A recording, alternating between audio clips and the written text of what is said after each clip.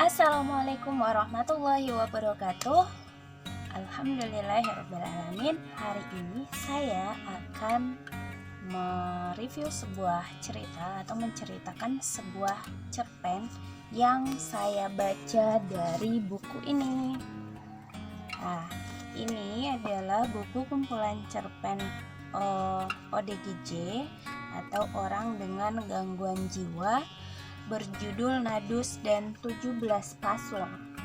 Nah, buku ini berhasil diterbitkan oleh Klub Buku Petra bekerja sama dengan Yayasan Karya Bakti Ruteng.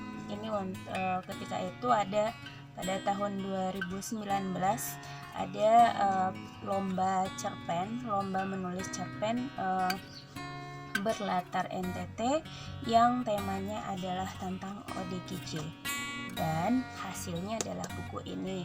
Dan tentu ada beberapa penulis undangan yang juga turut memperkaya buku ini. Nah, ya, kita mulai ya. Cerita yang akan saya ceritakan kembali kepada teman-teman semua adalah berjudul Bisopo karya Siti Hajar. Jadi ini adalah cerpennya saya yang akan saya ceritakan kembali kepada Anda. Cerpen ini sebenarnya bercerita tentang seorang tokoh perempuan yang di situ disebut sebagai Bisopo. Bisopo sendiri adalah sebutan untuk anak perempuan dari raja-raja di wilayah Amanuban. Cerpen ini menceritakan cukup banyak, mengangkat terkait dengan seorang anak perempuan yang mengalami seorang putri raja yang mengalami begitu banyak permasalahan terkait dengan mungkin ketika dia akan memilih seorang laki-laki untuk menjadi suaminya, tetapi pada saat itu dipilihkan oleh keluarga dan dia mengalami sebuah kekerasan sehingga membuatnya cukup terganggu mentalnya. Maka dia dari yang awalnya dia adalah seorang perempuan yang cantik, kemudian baik, sikapnya baik, kemudian sopan dan lain sebagainya, dia berubah menjadi seorang perempuan yang begitu merasa kasihan terhadap binatang.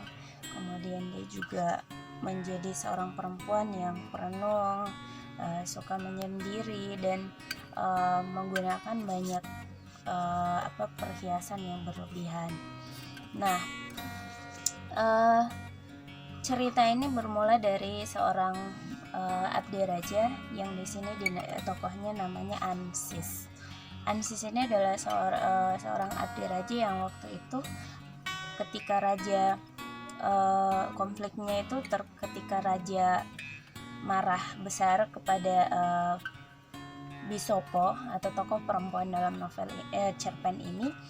Raja marah besar karena Bisopo mengeluarkan beberapa parang atau kelewang pusaka, kemudian memainkannya seperti barang-barang biasa, sehingga raja betul-betul marah ketika itu. Nah, setelah raja turun kemarahannya, dia mengutus Ansis dan istrinya untuk membawa Bisopo ini, dibuatkan sebuah rumah di tengah hutan untuk sebagai tempat mengasingkan Bisopo putrinya. Kemudian diutuslah Ansis dan istrinya untuk menemani Bisopo di sana, termasuk untuk melayaninya. Nah, namun sayangnya pada suatu malam Bisopo setelah makan malam, Bisopo merasa terganggu dengan kehadiran Ansis dan istrinya, sehingga pada suatu malam setelah jam makan malam selesai, ketika piring-piring belum dibereskan dari atas meja, Bisopo mengatakan kepada Ansis dan istrinya bahwa dia ingin sendiri, sehingga dia meminta kedua abdi ini untuk kembali ke Sonaf atau istana raja atau istana bapaknya. Namun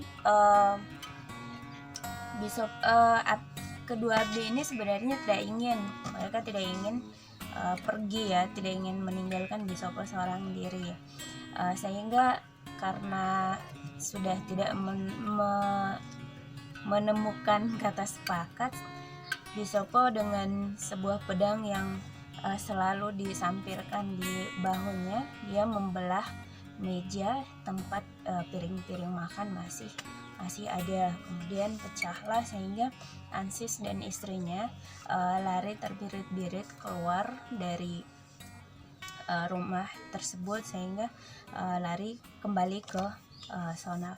Nah, ketika Ansis kembali dan Bisopo sendirian, disitulah dia merasakan kembali apa yang pernah dialami ketika itu. Misalnya dia merasakan kembali rambutnya yang digunting ketika dijambak dan lain sebagainya, ketika dia mengalami kekerasan saat laki-laki yang dulu pernah melamarnya itu ini melakukan kejahatannya.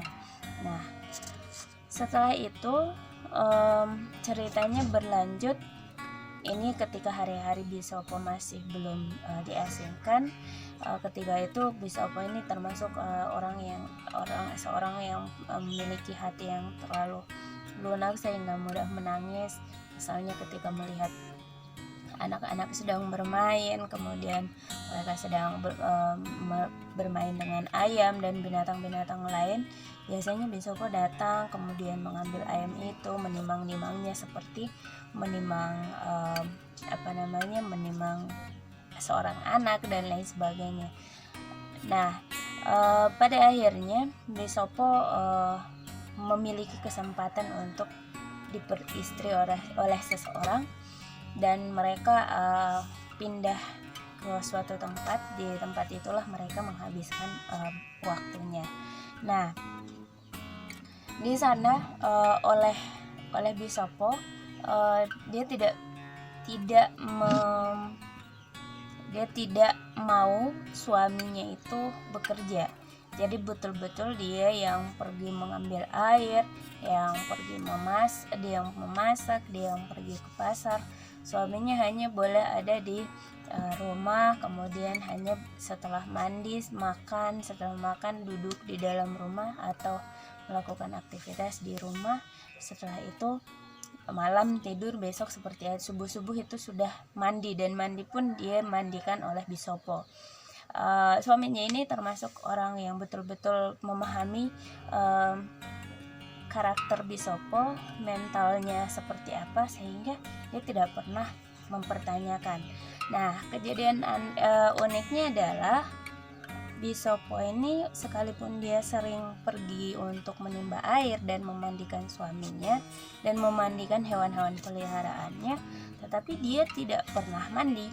Jadi dia hanya memandikan semua yang ada di dalam rumah, membersihkan peralatan masak, memandikan hewan-hewannya, kucing, termasuk memandikan suaminya, tetapi dia sendiri tidak pernah mandi selama bertahun-tahun.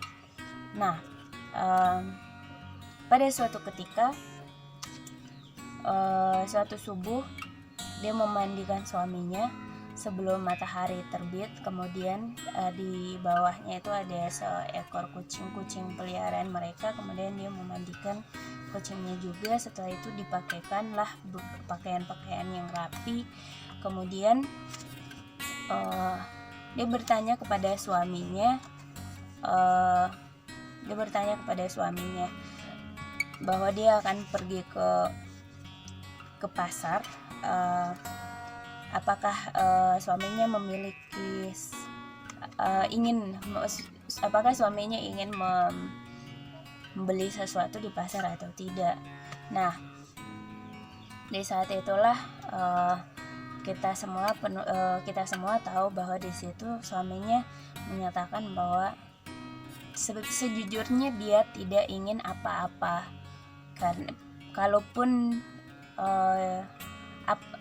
ada yang dia ingin, kalaupun ada yang dia mau dari Bisopo, itu adalah bisakah Bisopo itu mandi, karena sebenarnya Bisopo ini mengalami gangguan sehingga dia tidak pernah mandi walaupun dia bersemangat untuk memandikan orang-orang di dalam rumah. Nah, kurang lebih itu isi cerita dari cerpen Bisopo yang ada di dalam buku ini. Semoga bermanfaat dan bisa menjadi contoh. Ini sebagai contoh, dan selamat mengerjakan tugasnya. Terima kasih, sampai jumpa. Assalamualaikum warahmatullahi wabarakatuh.